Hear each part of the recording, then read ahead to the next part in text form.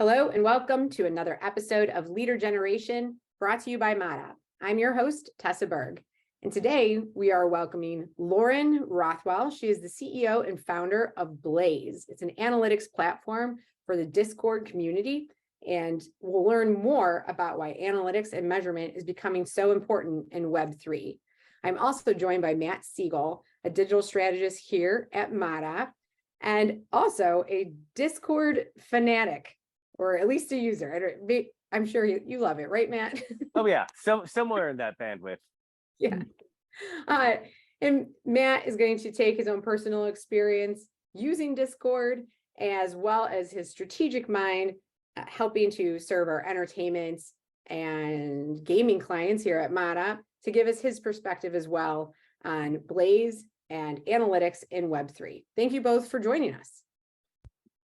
Thanks so much for having us, Sasha. I'm really excited to be here. And yeah, of course, excited just to share more with the community and other folks you help out on the marketing side about what Blaze can offer and what really Discord as a community tool can offer for different brands looking to engage their audiences.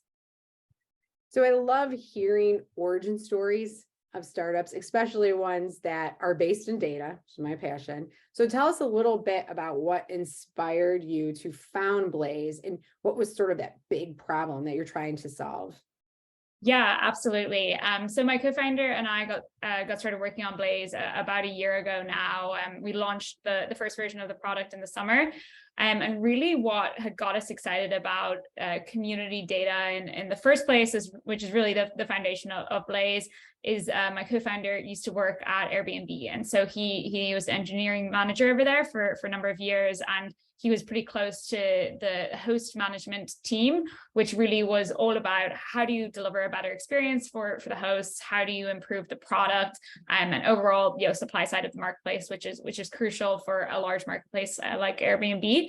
And so they actually had a community for the hosts in which hosts could give feedback and really contribute best practices and help one another. And so that was a big differentiating factor in how they built the product, because they could glean a lot of insights from that community. And one of that particular community wasn't built on Discord or anything, but there was a lot of analytics going on in the background to get those insights and distill them into a really easy to digest way for the product teams. And so we were super excited by that. I had seen how much that impacted the Airbnb product. Like, one particular thing was there was always a lot of feedback about uploading listings, and apparently there used to be something like 20 pages to go through just to upload a single listing, and that got condensed down to 5 pages. So really got excited about that space, started exploring it. And of course, in the last couple of years, there's just been this huge growth in Discord as a platform. And we noticed that there was really very little business-oriented tooling for Discord. There's a ton of bots that do tiny, small actions, mostly built by indie hackers and kind of small teams. They don't have the support or the flexibility or customizability that you might need as a business or an enterprise who is pursuing a Discord strategy. And so that's where we got most excited about the space, did a lot of user interviews, and really just got started building the platform that we have today, which really is both an analytics and automation platform that helps people manage their Discords more efficiently. I love that you said the inspiration came from more of a Web 2.0 company, Airbnb. And it's interesting, we've seen community become a much hotter topic in both the B2C realm and B2B. We had an interview on the podcast last week where Justin Bolger, who's also in the Web3 space, said community is the new content. So, we used to push out and publish all this content. We still do. Content still has a role to connect with people. But what we're seeing, and really spiked during the pandemic, is whether I am shopping for goods and I'm a new mom looking for a product, or I'm a salesperson who needs to stay up to date on the latest things my company's releasing, there's a very meaningful way to learn that information, to research and connect with a brand and product through community. So can you tell me a little bit about where you've seen brands or businesses be most successful in community on Discord? Yeah, absolutely. So as you mentioned, there's opportunities for both B2C and B2B companies to leverage community, and you see that with the likes of Notion, who have their own large community, and then you also see it with of course in B2C, the real value prop is that you might have tens of thousands, hundreds of thousands of users. And so you really need a way for them to be able to communicate with one another efficiently. If they are to be sharing in that experience of using the product and building those closer connections. So we actually focus more on the B2C side, as is more commonly the use case for companies that use Discord. The biggest value prop of Discord really is that it's basically free, or it's very low cost, and you can host hundreds of thousands of people. They've recently been improving the infrastructure so that it can now host like millions of people. You see it with the Midjourney Discord, which is image generation AI tool that kind of blew up recently. They have 9 million people on their server, which is wild. And so what we kind of focus on mostly is both Web 2 and Web 3. So we help like gaming companies, consumer brands. We have a few AI companies, so like dev tools, and then we have a lot of Web 3 communities as well. So really, it's anyone who's leveraging Discord to bring their users together, to support them, to get feedback from them, and to drive engagement and loyalty. So Matt, not only you're a strategist here in the gaming entertainment space at Mat, but you are a Discord user. Tell us a little bit about what makes that community participation in Discord different than maybe other communities that might be in the B2C realm in Instagram or even podcasts. I think the biggest change is we're seeing, and I think I mentioned this last time we talked, it's almost a relitigation of Web 1. And a pushback against curated and non-synchronous feeds. I want to see things in real time. I want to talk to people in real time. Long ago, real time, it was, a chat client, an IRC, or even a forum, because, this is the order it happened. Even if I'm posting 2 days later and I'm bumping a thread, there's an order to the conversation that both myself experiencing it or anyone viewing it can engage with and follow. And it's true to life. And in moving to Discord, Midjourney was a great example, because I think I was on there early, like March, April of last year. And everything was so well segmented that I knew that as a new user, a bot hit me up. And that bot replied to me in real time. So not only hearing from real time people, I'm hearing, from the server itself in real time, like, hey, you need to go here. You're a new user. Here's your group. Start doing your things. Put in my thing. Oh, cool. Bot replies. Here's what do you want to do next? And then that sentiment cascades out to talking to other people, because it is a real time thing, whether it be a representative of that community, a mod, the brand's voice itself, or other users. It keeps me actively engaged in an organic way that I think isn't the experience we find anymore on an Instagram, a Twitter, more curated timelines. Yeah. So engagement is still really important in Discord. Lauren, tell me a little bit about what are you measuring, or what can companies be measuring to see how engaging their community is? Yeah, totally. And just to add on to Matt's points, I totally agree. Like, the customizability of the Discord platform is really where the most value is, because you can kind of program any experience you want. And that's why it's important to have tools to help you do that. And so, in terms of kind of like what data you can get from Discord that can help you improve that overall experience. So let's take the example of Midjourney, as we just talked about a little bit, where you might come into the server, they'll welcome you automatically. They'll probably ask you a question such as, have you used an AI tool before, or have you not? And if you haven't, then click this thing, and then you get brought to another channel, which is essentially another step in the onboarding flow, which will tell you this is what you need to do to get acquainted with the way that this works. essentially it's like any product onboarding where you might have a few different steps that get you acquainted, maybe a product or per se, but it's all built into this communication platform. And so what you can do once you start having that data in an external portal is that you can optimize all of those flows. So you can understand which steps are working well, where is the drop off in new users. And then of course, like, which channels are bringing in more new users, and what does retention look like for those folks. So if Discord is core to your strategy, and you definitely see this being the case for a lot of say gaming companies that might be pre-launch, and they're very, very focused on building that relationship with early customers, early adopters who will give them feedback on any tests or alphas or betas. And so what they really need to do is understand, where do you find those users who are super high value and early adopters, and how do you track that, right? Discord has server insights, which is a set of data that they'll show you within the Discord platform, but it's, Discord is not focused on data really. They're more focused on the communication layer. And so what people have found is it's just not enough. Like, they'll have some generic insights. You can only look back a couple of months. It doesn't let you see anything on like a day-by-day basis. So you can't really understand which campaigns are actually driving the metrics you want to see. And so, yeah, we help people understand everything from engagement, so message volume, daily, weekly active members, through to actually the new growth, how many people are coming in and from where, and then also helping out on sentiment analysis and drilling down at a member and a user level. So we actually aggregate data at a user level, so you can understand who are my top users, who are the disengaged users, who are the people who have negative sentiment on average, based on us using ML to automatically categorize all those messages into positive, neutral, negative.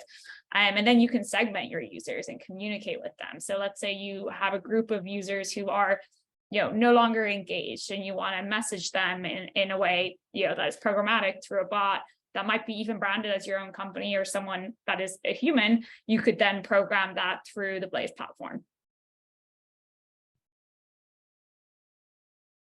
That is awesome.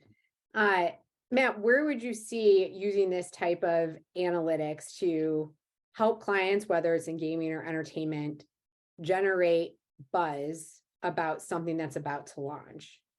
Like, what kind of data and insights should we be measuring to say, hey, yes, that was a successful early launch, or hey, we generated the right kind of buzz within this community? I mean, interestingly, I think Lauren hit all the ones that I would think about, right? What's my inbound traffic? I want to know where people are going to.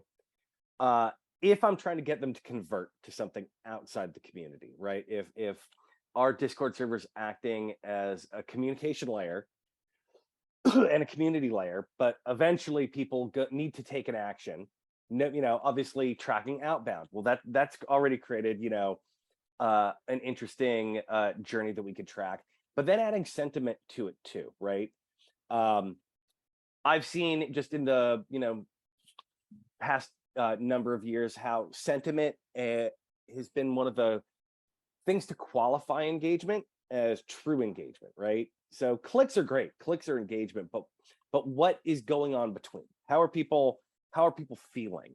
For especially in the gaming and entertainment space, it's the reason Twitter was frequently the default platform, was because it was the text platform, and people would voice their opinions, good or bad, there in a way that added generally a little bit more value, to those brands than say a Facebook or an Instagram. So having that, then that opens up the story, because we know, if I think the metric I discussed once was 500 people that are really into it and are then going to be vectors for enthusiasm carry far more value than 1,000 people that are just kind of there, right?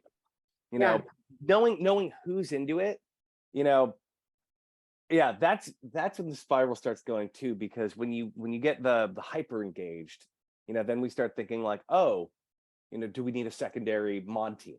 Do we want to empower our users for that? Or do we want to give them a share code with a little ETM on it. So we could be like, hey, we could track if you're sharing, maybe we build a system for that. That starts getting fun. I was on one server that used a plugin, for lack of a better term, that had a leaderboard, so it gamified things. Mm-hmm. It scared me because I started ranking way too high, and I'm like, no way I'm spending that much time here. But for a lot of people, that's a great, just the bragging rights of it is a great community builder. And then when we start looking, to game and entertainment brands, there's an interesting, emergent play pattern that can occur. Yeah. I like the point you made about at some point, as a business, you want this community to take some action, offline. And I noticed, Lauren, that Blaze has APIs. Do you see, is anyone using your APIs in a way that helps to connect the sentiment and the engagement happening in Discord community into measuring, or maybe even bringing more value to users in other areas of the internet or offline? Mm-hmm. Yeah, great question, and on point really. For a lot of companies and products, the end goal really is for someone to maybe make a purchase on a website, or for gaming, it's of course just incremental LTV and just spending more within the game through better engagement and loyalty in the community. One of the biggest challenges that we've learned and now are solving for is that it's really hard to connect these community identifiers and Discord IDs to a product ID that someone might be identified within a game. That product ID might also be different across the different devices someone is leveraging. And so one of the big projects for us really is helping with that authorization and identity resolution. So it's really easy to hit our API and just see, we're not trying to measure every in-app or in-game purchase. That's not our bread and butter. However, we want to make it easy for people to pull in the community data and connect it up to whatever dashboard they're already using with respect to tracking and measuring the different campaigns they're running in game, or just in product, right? So what the way we're planning to do that is make it really easy just to embed within Discord ways for people to authorize their product IDs, and similarly helping people with putting this step in their onboarding flow, or really integrating their Discord into their overall product if this is a strategy they want to pursue. So you can imagine if you're just onboarding onto a product or a game, and they have a gamification system that kind of spans across the community and across the game, and you could be gaining points or something or rewards for engagement across any of these platforms, then having that connection or authorizing that Discord identity it becomes pretty important. So yeah, that's something that we envision helping with in the near future. So right now the API enables you to pull in all your community data, and then in the near future we'll be helping with actually knowing who is who across these platforms, so that people can measure the impact of their community strategy and identify those aha moments that really convert someone within the community to become a high value user in the revenue arm of the business. Yeah. And I know for a lot of our clients, that's always the number one question is, well, how do we know this is making a difference? Or how do we know this is helping drive our business? And I know we've talked a lot about gaming and entertainment, but Matt, I'm curious, do you see community and Discord playing an important role in other kinds of companies? I think we're going to get there. I think when you look back historically, I'm going to go way back here. First instances that I recall of seeing a URL in advertising was in a movie trailer, right? That, early days, it's like Blair Witch era. And, we're like, we want to get people to the website, right? It was the Wild West. And it was nascent. And then skip forward a few years, now MySpace taken off. It's the MySpace URL. Mm-hmm. Then we flash forward, it gets a little weird because then it's just like, follow us on these channels. And I do think entertainment frequently leads the way to this sort of, digital experience community building. But those experiences are changing, as we discussed, community, finding like-minded people to discuss with has become such a key point for the the digital experience around these properties. But just like that, it didn't take long for you to start seeing the URL, the community links, etc., for non-entertainment products. And one of the things we've discussed is, on one, and I swear I saw this in the Blaze documentation, is ideas of like, no, you could set up a server with bots to handle your customer support. We could do ticketing integration with your ticketing system. Like that right there, if I'm a brand, that is so much easier than reading tweets at me.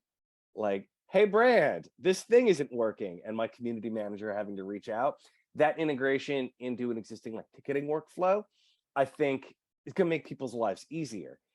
But also, as we think about online spaces as lifestyle spaces,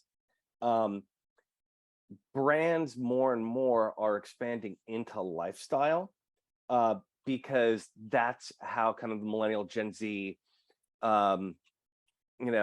age groups identify with a brand. I might not be able to afford X every month.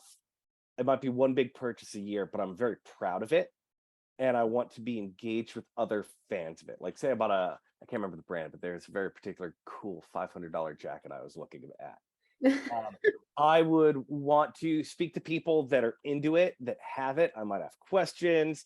I might follow for deals, that sort of space. And when I get it, I'll probably want to share photos with other fans, because they're the ones that will appreciate this $500 jacket that might not look like a $500 jacket. Lauren, did you want to comment? Oh yeah, I was gonna add that like you can see this already, right? Like there's a lot of kind of high-end luxury brands, like you have like Balmain, Gucci, they're all launching Discord servers, and also even some of the alcohol brands as well, that and a lot of some of those communities are really based on them launching an NFT, or they're starting to be interested in the Web3 space, but the rationale is the same, right? It's people who have a shared interest and in something that is high value and you have a lot of fandom around nearly. You want to share that with other people, and so that's kind of where the rationale comes from, to kind of build a community around that of super fans. And also you've seen it with like Man U and Liverpool also recently launched Discord servers as well. And so it's like this kind of I guess spirit of like fandom nearly that actually lends to these brands entering the community spaces. Yeah, and I like the way you put that. It's like the fandom of it, but it's based on values, interest, and passion. And it becomes what makes the community engaging is it's a dumping ground. It's somewhere where I can put my experience, and to Matt's point, where people will appreciate it. Because sometimes fandom feels a little lonely. Like if you're an American who's a huge English Premier League fan, and all you want to do is talk about what's happening in games in real time, no one else in my neighborhood or in my friend circle could give two craps about that. But you can go into Discord and find those shared interests. And I think that's a huge opportunity for brands, because Matt, like you said, it's those commonalities in value and lifestyle that make audiences interested in the brand to begin with. And then when you layer on analytics, you can start to learn more about how those interests and passions are evolving, and not just for your physical product, but for the experience you put in Discord itself, to continue that engagement and to continue to give people an emotional state that cannot be achieved by just the purchase itself. So I do think that it's really exciting for brands, and it's awesome to hear that we're seeing more retail and even alcohol brands get into this, because that is directly in line with lifestyle. But on the other side of our business in B2B, I just think about our tech field. There's a lot of us who are extremely passionate about how things are built, and we want to talk about it. There's those types of communities too. And in other fields, engineers are the same way. Accountants people in finance, So I think that if you are a B2B company, whether you're SaaS or a financial product or even a legal product, there are ways where you can extend what people see in your brand and product in a way that's just going beyond your product. So that is really exciting. And I feel like people like millennials are in purchasing power now. And we were the people who grew up with Web 1.0. We were in AOL rooms, chat rooms when those first started. And man, I haven't heard the word MySpace in been a minute. And now the professional side, I think it's fascinating because on one hand, Tessa, to your exact point, when I hear from peers, they're like, "Oh, Discord's not scary." I'm like, "Well, you used to hang out in AOL," and then it's like, and at work you use Slack. Now let's take the two, and think about this as a happy hour with business peers, and I think anyone on the tech side, we're all familiar with, one of the keys to when you get stumped, it's Google, it's Stack Overflow, it's Quora, it's, being able to like, how do I do that? Why is this happen? Has this happened to anyone else? And, adding, a real-time element to that becomes interesting because everyone has shared experiences, everyone has shared problems, and joining a business community together is a great opportunity, one, for just knowledge sharing, and two, for some more casual networking. Yeah, absolutely. And I have a hypothesis that because like Discord is by default in dark mode, like it's in carbon mode, like some people are just like not ready for that, right? Like developers, like they work in GitHub all day, they are already used to dark mode, and like same with gaming, right? It's like all the games are dark. But it's just it's a funny one. I think that some small changes to the UI and people wouldn't be so afraid. Yeah, that's a good point. But I want to highlight something else you said that I think could get marketers more comfortable. Some of the ways and examples you gave for how to use the data, like re-engage people, find out where you have a customer service problem, that stuff we're already doing today. This is just allowing you to do it in more than one place. And we were talking to a couple of marketers from Colgate-Palmolive in London, and I loved their approach that we can't just be like, here's where the product sold, here's where we're going to do the experience. This is the formula for how to get people to buy something. We are all consuming and connecting across many platforms. And so if you want to be customer centric, then truly you'll want to be in a place like Discord where it is a different emotional connection state, but you can still provide the same types of services. You can still win back customers, you can still respond to them, you can learn from them, and through connections, you can sell to them. So I think it gives companies really that flexibility to be more customer centric. And as I feel like that word is popping up more and more in marketing as retailers have to sell products online that maybe before they're like, oh my God, we don't want to damage our partner, distributor, retailer relationships. It's like, well, your customer's demanding it. So you're gonna pay Amazon, these insane fees to be your online store. You're gonna build one your stinking self. So I feel like this really fits with how people buy and connect in general. On the emotional side too, one thing that just immediately comes to mind as a differentiator is you can't doom scroll on Discord. You could back read, but the kind of passive, it's not there, and you're not, hitting an ad every, 2 to 5, posts. It is you're here, you're engaged, even if you're not typing anything. If you're just there to lurk, as we used to say, you're choosing to engage. You are an active user, and that's a completely different emotional response. Mm-hmm. Yeah, that is an awesome point. I feel like sometimes too, those could be your most valuable customers are those who are passively active. And Lauren, I think as you start to unify that identity, you might see that user active somewhere else, like maybe somewhere where they feel more comfortable.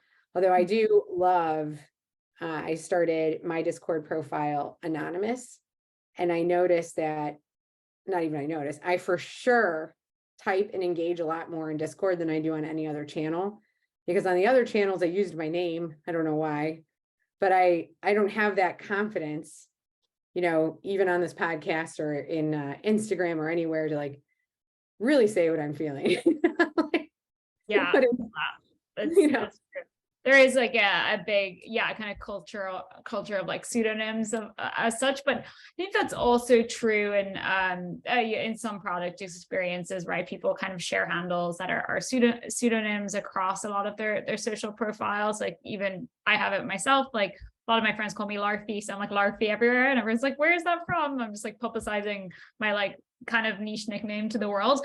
But everyone kind of like, it does provide like a level of confidence that you might not have otherwise. So totally agree with that. And on your point on just like generally being able to understand kind of the users better and consumers better. So one of the features that we've had a lot of success with is, and one of the biggest challenges with having some of these servers is that actually it's just a ton of messages sometimes, and that's good because people are highly engaged, but it's very hard for anyone to understand that and get the signal or the insight from it. And you might also have moderators that are in there communicating rather than, say, the head of consumer marketing, right? Who might actually be able to take that data and turn it into something more useful. And so one of the features that we have is a feature which automatically tags messages with topics. And then you can explore those topics and dive into what are all the messages as it relates to, feedback, as it relates to bug reports. So you pick up on bugs really quickly, and then you can create them based on anything that you might want. So it could be a certain part of your product or a certain part of your overall experience. And so that's one of the features we kind of help out with in terms of just getting insight from that channel and making it less wild. Like one of our customers is, I think they have over 250,000 people on their server. And they've been using that feature aggressively. And we have this exact situation where the people who are in there talking all day long are not necessarily the people who can make use of the insight. I love those features. We were talking about AI and machine learning just before you jumped on the call, and at Mat we're trying to democratize the use of it within our existing marketing processes and really champion it gives you superpowers. And I know your platform leverages AI and machine learning for that exact purpose. And Topics is a great example. That would take forever for someone to read through all of that. But then now in a very concise way, they can get that insight and action on it in real time, which is a requirement of Discord. It will become more effective the more real time it is. So that's a really powerful feature that I think brings a ton of business value and also allows marketers to show that business value internally a lot faster than waiting for the report. Mm-hmm. Absolutely. Yeah. And one of the other things we're most excited about is really tapping into a lot of the advances in generative AI as well, and really helping people with creating the content and the messages and getting those, I guess, scheduled and organized somewhat in advance. So I think we have about 100 paying customers now. So as we get more and more, we'll essentially be able to build models, which, at an anonymized level can help people figure out what kind of campaigns are most effective in Discord, what kinds of flows, what kinds of content and events. And we can also provide both, I guess, ways to create these events using AI, as well as benchmarking data. So that's another feature we're really excited about as well. That was fantastic. I feel like we could talk all day, but we are at time. But before we get off, Mat, I'll start with you. Do you have any closing thoughts or anything that you think our marketing audience should know, explore about Discord or Blaze Analytics in Discord? Oh, I think just generally, create an account, join a couple servers, have fun.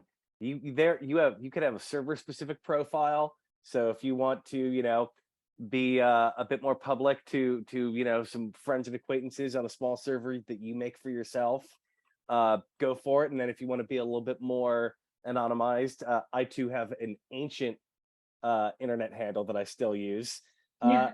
Throw that as your profile for something larger and just give it a shot. Not every community is the right fit, but it's just a click of a button to leave an ad, and it's just worth a shot. It's fun. Generally, a negative Discord experience, at least in my experience, is just this is too much or this is too niche for me. Mm-hmm. And then it's an adios, and then let's try another one. Yeah, I love that. And we love test and learn marketers. That's a great suggestion. And Lauren, any closing thoughts or things you think will help people get started with Discord and analytics from Blaze and Discord?